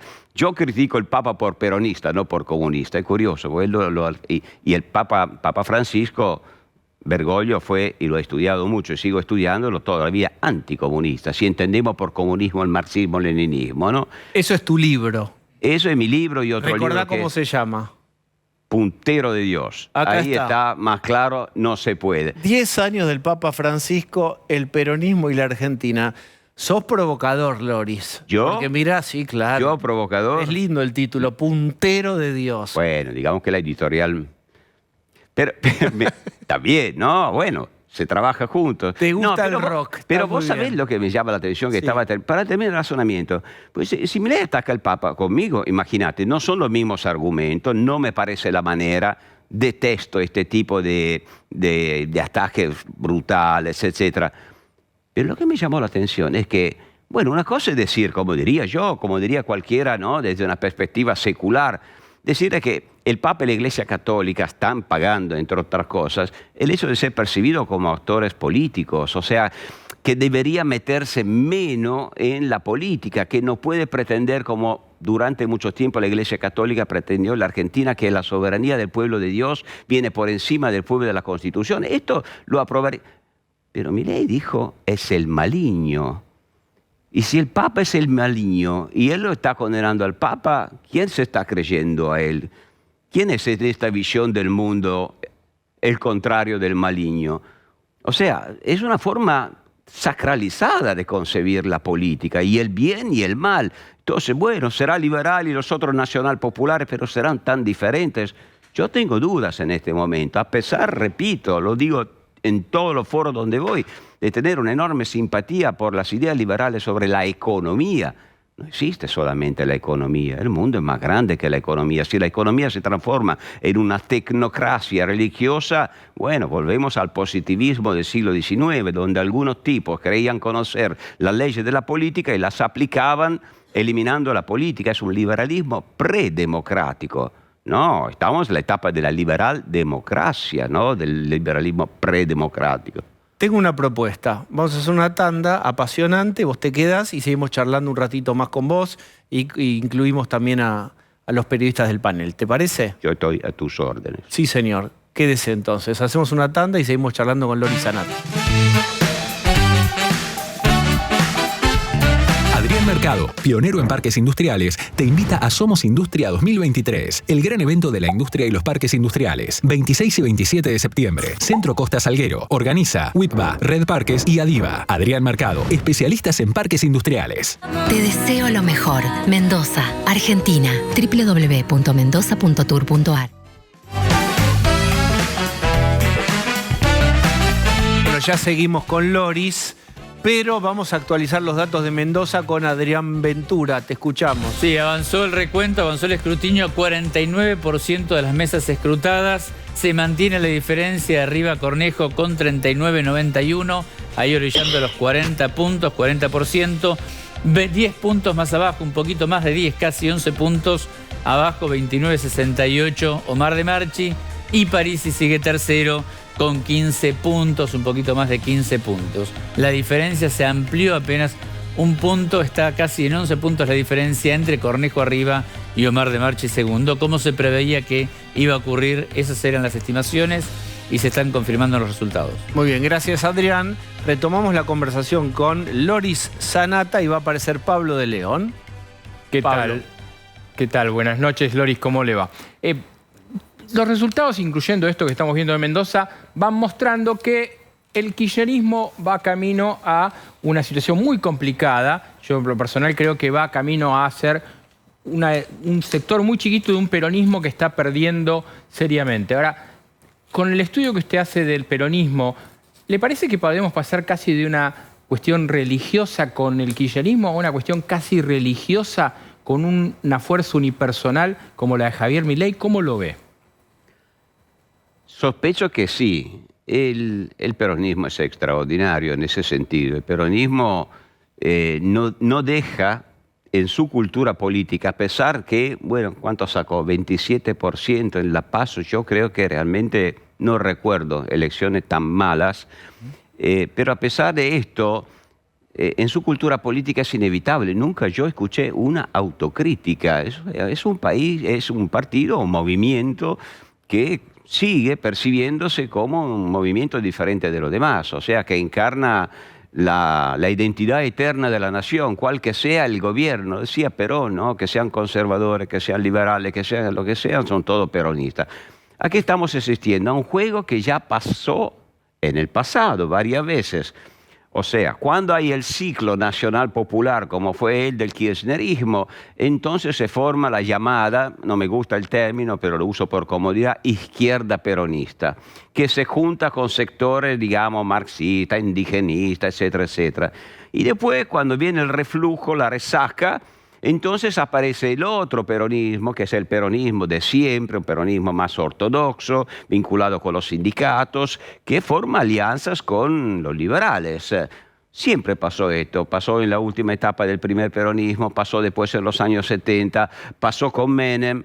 Y bueno, supongo que esta vez también el peronismo de ganar Milei, que por supuesto no lo sabemos, bueno, tratarían de subirse a ese carro y compartir ese carro con Milei. Siempre lo hicieron e intentarán hacerlo. No quiere decir que resulte, pero si lo miro desde la historia, es un juego no precisamente nuevo.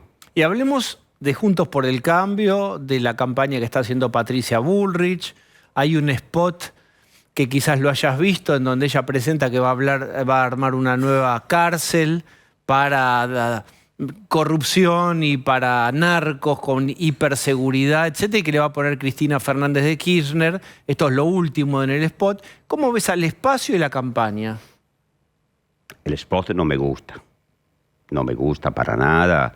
Yo entiendo que Juntos por el Cambio está en una situación no sé, no diría, no sé si grave, no, porque todavía puede ganar, ¿no? Todos están muy parejos, pero muy desorientado. Probablemente tenía otras expectativas con respecto a las pasos y se encuentra en una situación en que hay una polarización de visiones, como decía, místico-religiosa, donde su mensaje secular, basado esencialmente en un buen gobierno, basado en la racionalidad económica, en el respeto del Estado de Derecho, en un sistema de alianzas. Bueno, que todo esto no llega. No llega, porque cuando hay gente que grita, el que habla no lo escucha a nadie, lamentablemente.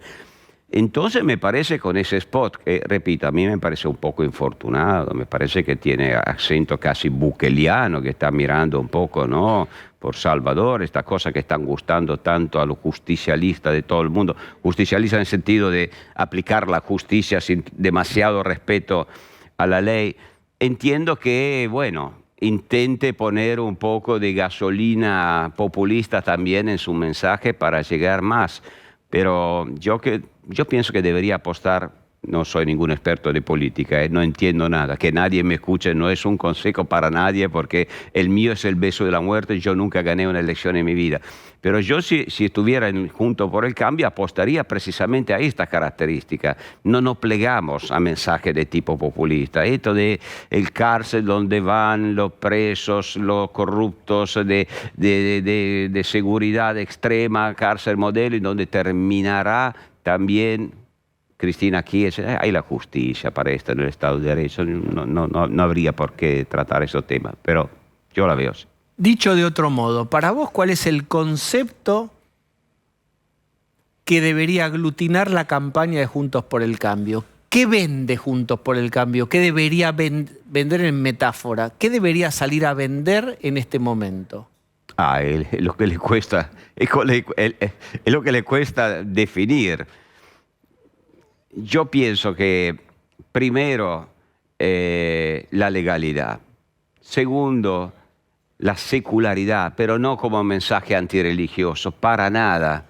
Sino como, bueno, imperfección de las instituciones humanas. No crean en los vendedores de perfecciones, que fuera el kirchnerismo del vaya per todo, ¿no?, que se parecía un camino hacia la tierra prometida de una especie de justicia social eterna, y de este lado un mercado que al aplicarse ya por sí mismo o sea, una forma de escepticismo. ¿Se puede ganar las elecciones con escepticismo? ¿Por qué no? ¿Por qué no? Hay que apostar. Una actitud escéptica hacia el mundo me parece la más lógica y racional. Lo sé que no es un programa de gobierno, soy un tonto al decir esto, pero ¿por qué no? Este es lo que tiene entre las manos Juntos por el Cambio. Jugar esto es un gran... ¿Por qué no creer en la opinión pública argentina? Capaz que la opinión pública argentina tenga ganas de un cambio más racional de lo que se cree. Entonces, ¿por qué seguir lo populista? Que vayan por su camino y esperar al lado del río que por fin un cambio de cultura política acepte un poco de estabilidad, un poco de racionalidad, un poco de respeto. Pero pareciera que en este momento no está abierta la elección, muy pareja, pero la racionalidad no es demasiado sexy. No, nunca es sexy. Nunca es sexy la racionalidad. Tampoco la Constitución es sexy. La idea liberal de orden político es la menos sexy del mundo. La idea de pueblo, de la tradición liberal, en realidad es una idea de pueblo frío, porque es un pacto político. ¿Quién se enamora de un pacto político? ¿Quién moriría por un pacto político? ¿Quién se mata por la ley?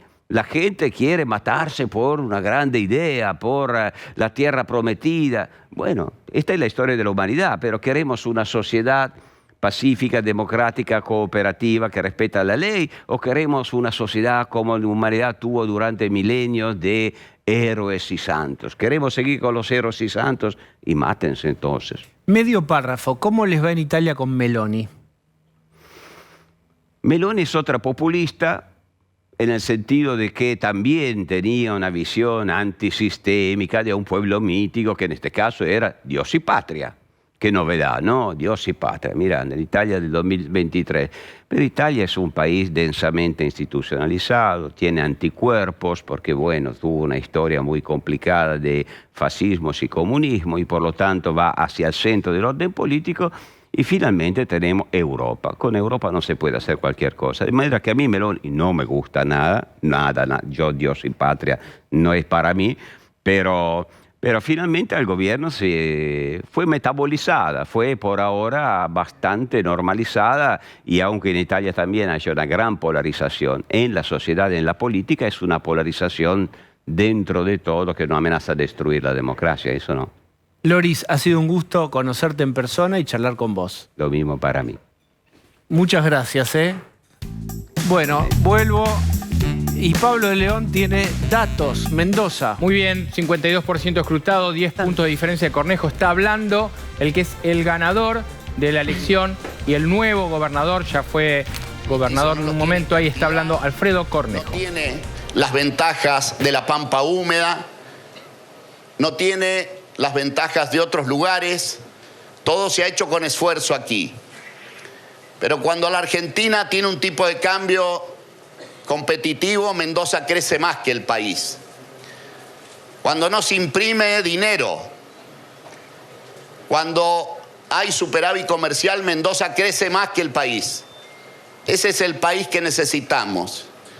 Y por eso ahora, elegido el gobierno provincial, queremos pedirle a los mendocinos, pero también a los argentinos, que hagamos un cambio seguro, un cambio sostenido de la Argentina, para que no estemos en vaivenes, subidas y bajadas, con peligro de vuelta al populismo en muy poco tiempo.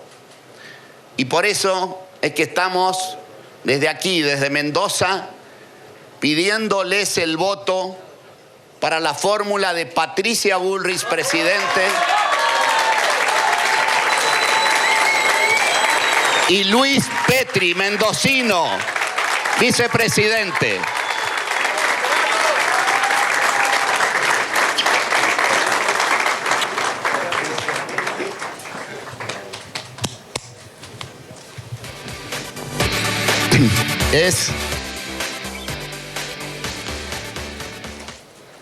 Creemos que la Argentina tiene que cambiar, pero tiene que cambiar sostenido, con un proyecto sostenido en el tiempo, que tenga apoyo legislativo, que tenga apoyo de gobernadores. Han venido a darme el apoyo gobernadores de San Juan, gobernadores de San Luis, de Santa Fe. 10 gobernadores de Juntos por el Cambio podemos tener. Y me ha venido a apoyar Gustavo Valdés, el gobernador de Corrientes.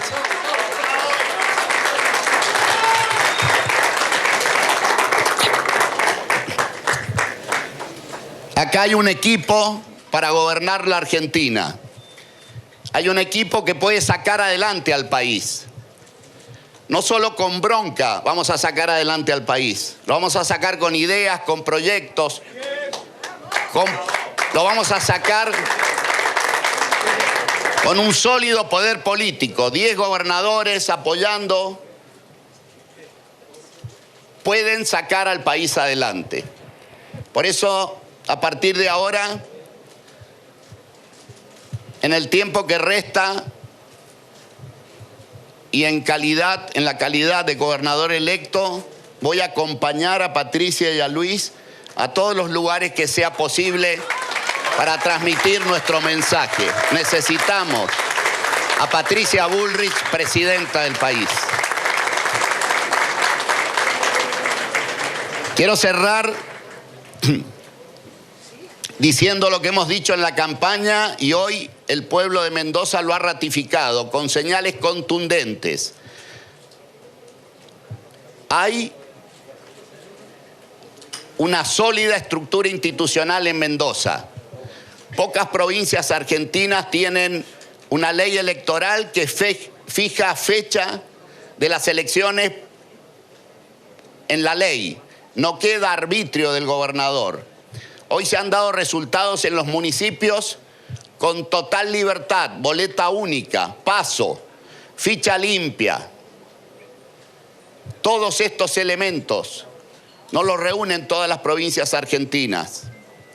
Y aquí en Mendoza este proyecto se ha renovado con intendentes de Guaymallén, el municipio más poblado de la provincia, con Marcos Calvente.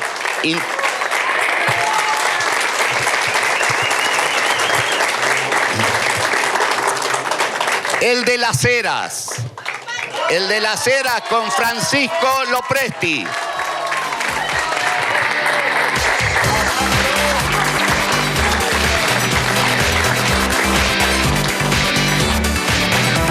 El triunfo de Las Heras demuestra que la democracia en Mendoza es posible. Vamos a hacer una tanda. Es muy probable que hable en instante ya Patricia Bullrich. Ahora venimos. Los vecinos de Las Heras han elegido...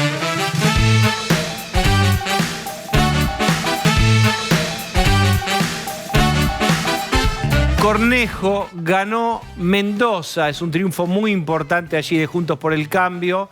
Estamos transmitiendo allí los festejos. Estaba hablando Cornejo, en cualquier momento va a hablar Patricia Bullrich. Ahí está. Adecuado a los tiempos que vienen, con austeridad, con orden administrativo, pero con un claro proyecto de crecimiento económico. Necesitamos un cambio en el país. Mendoza necesita un cambio de orientación económica. Y pedimos el apoyo para Patricia y le damos la palabra a Patricia Bullrich para hablarle a los mendocinos, pero también al país. Bueno, muchísimas gracias. En primer lugar, felicitar a los mendocinos por haber elegido a la fórmula de Alfredo Cornejo y Eve Casado como sus nuevos representantes para estos próximos 4 años. Felicitar la tarea de Rodolfo como gobernador y a todos los que han logrado ganar intendencias que parecían imposibles. Así que felicitar a todos por esta gran tarea en equipo que han realizado y que han logrado sumar una provincia más al cambio que está en marcha en toda la República Argentina, con provincias como nunca tuvo Juntos por el Cambio. Por eso yo creo que este es un camino que estamos recorriendo y que este camino muestra que nosotros hemos logrado conformar una fuerza en base a una fuerte lucha en la Argentina. Una lucha que se dio en cada uno de los pasos. Una lucha que se dio para ir en contra de aquellos que son irresponsables económicamente, que hacen de la plata de la gente una situación absolutamente imposible de seguirla, con una inflación galopante, con las familias que están agonizando con un salario que no alcanza, con una situación política increíble, sin precedente, con una situación en la que estamos viendo la realidad de una Argentina que necesita un cambio profundo, contundente y rotundo. Hemos sido la fuerza más importante, la única fuerza que le ha hecho en todo el país, a lo largo y a lo ancho del país, le hemos hecho fuerza contra el kirchnerismo, que ha intentado generar un modelo que no ha podido. No se pudo llevar puesta la justicia, no se pudo llevar puesta la libertad de expresión, no se pudo llevar puesta a cada una de las provincias que hoy están en manos de Juntos por el Cambio, como tantas intendencias. Y esto significa que ahora, el 22 de octubre, terminada esta etapa de las elecciones que van separadas, quedan 3 provincias. Hoy, con el triunfo de Mendoza, quedan 3 provincias. La Ciudad de Buenos Aires, en realidad, la Ciudad de Buenos Aires, la provincia de Entre Ríos y la provincia de Buenos Aires. Con estas 3 provincias que vamos a ganar, vamos a llegar a lograr un triunfo contundente en las elecciones nacionales. Y en estas elecciones nacionales, la ciudadanía va a elegir por un cambio contundente y por un país que frente al caos total y absoluto en el que hemos vivido durante tanto tiempo, vamos a un país ordenado. La Argentina necesita orden económico para que el país entero y todas las provincias tengan previsibilidad, tengan inversión, tengan capacidad de pensar a largo plazo. Vamos a entrarle fuerte como primera medida a la inflación para que los argentinos puedan recuperar el valor de su dinero. Vamos a ir a una economía que saque el cepo para que todas las economías del país puedan realmente avanzar, exportar y lograr lo que cada provincia puede hacer, que es mucho más de lo que está haciendo. Vamos a terminar con esta locura de tener importaciones discrecionales. Vamos a terminar con el cierre de las exportaciones o el manejo de las exportaciones como quiere el poder. Vamos a ir a una verdadera simplificación de las normas en la Argentina para que los ciudadanos no estén todo el tiempo yendo a organismos, perdiendo el tiempo, teniendo que pagar peajes y corrupción como pasa en la aduana y en tantos organismos. Vamos a liberar a los argentinos de esta situación terrible que pasan. Vamos a ir bajando impuestos de manera responsable. Vamos a hacer un acuerdo fiscal y institucional con todas las provincias. Queremos que este ejemplo que tiene Mendoza, que ha hecho boleta única, ficha limpia, se extienda en todo el país, que no haya gobiernos eternos, que no haya reelecciones eternas, que las provincias no se conviertan en sistemas feudales y que las provincias que producen también reciban incentivos por aquello que producen y no solamente le saquen una parte para aquellas provincias que solo pagan sueldos. Tenemos que hacer un sistema más justo, donde cada provincia reciba en serio y tenga incentivos por lo que produce. Y vamos a avanzar muy fuerte en un tema donde también Mendoza ha avanzado, que es en la educación. En la educación no podemos perder un día más de clases. Vamos a declarar la esencialidad de la educación para que los 190 días los chicos estén en las aulas y los padres trabajando. Vamos a trabajar con fuerza para elevar el nivel educativo de nuestra gente.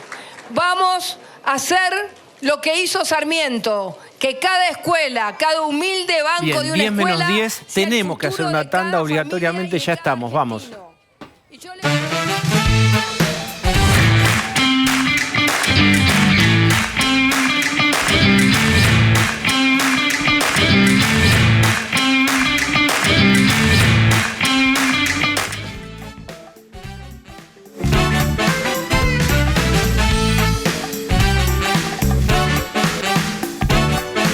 Nos despedimos, gracias por acompañarnos. Ahora se quedan con la continuidad informativa TN. Darío Lopreite. Hasta mañana.